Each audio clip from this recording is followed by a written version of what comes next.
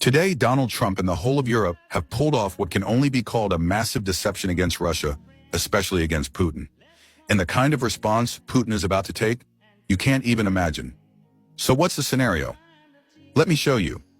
Today, NATO's chief himself landed in Ukraine. Yes, the NATO chief. And this is the same NATO that Russia had warned about. If Ukraine even tried to join NATO, then Russia wouldn't just target Ukraine, but also the whole of Europe and NATO itself. And now Donald Trump had already delivered a clear warning about this. But what do we see today? NATO's chief is right there in Ukraine, sending a clear signal. They're rejecting Trump's proposal. The deal is basically done. Ukraine will move toward NATO membership. And this is the ultimate red line. Russia's red line has been crossed, and once that happens, you know what comes next? Escalation. But wait, it doesn't stop there. Russia had nearly $300 billion sitting inside Europe. And what did they do? They froze it. Then they took 9 billion euros straight out of those frozen assets and handed it over to Zelensky, saying, "Here, take this as a loan." Did they give money from their own banks? No. They literally grabbed Russia's money and handed it to Ukraine and then said, "Just return it later." Can you believe this? Russia's money being used against Russia itself. Open robbery. And Russia has already declared it. This is theft in plain sight. Now NATO's chief openly meeting Zelensky, shaking hands, making promises, weapons, support, full backing, which means one thing: Ukraine is being pulled into NATO step by step. But if Ukraine actually enters NATO, Russia's nuclear weapons will be activated. And if that happens, Europe better be ready for destruction.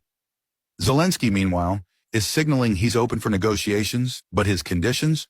Basically, sit down with us and let's make a deal about these territories you want. But if you try to take them by force, NATO will step in. Oh, that's the line being drawn now. And let me remind you, Russia has been preparing for this for years. Hypersonic missiles, nuclear warheads, stockpiled for exactly this kind of scenario. A few of those could level entire cities.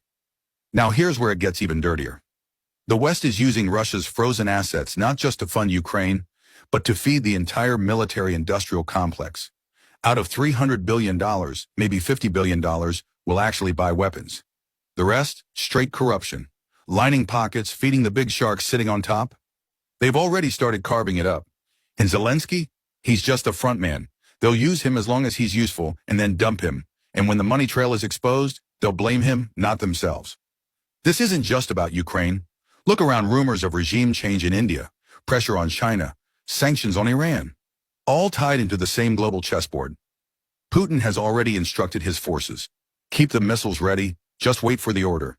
And with Ukraine launching drone attacks and Western-supplied rockets hitting Russian targets, Moscow has made it clear America is now directly involved in this war.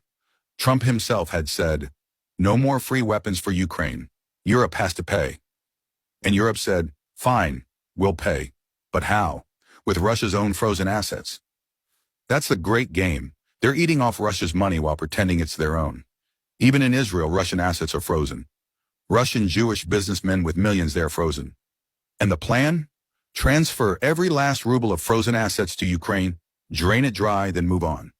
But when the day comes that Zelensky is no longer needed, they'll discard him like yesterday's pawn. That's how the game works. So now the stage is set. Russia's red lines are crossed. The West is feeding Ukraine with seized billions. NATO is moving in closer. And Putin has only two options left. Either secure the 20% of Ukrainian territory he demanded or unleash the storm. And believe me, if that storm comes, it won't just be Ukraine. Entire European cities will be wiped off the map. The deception is out in the open, and a countdown to the final confrontation has begun.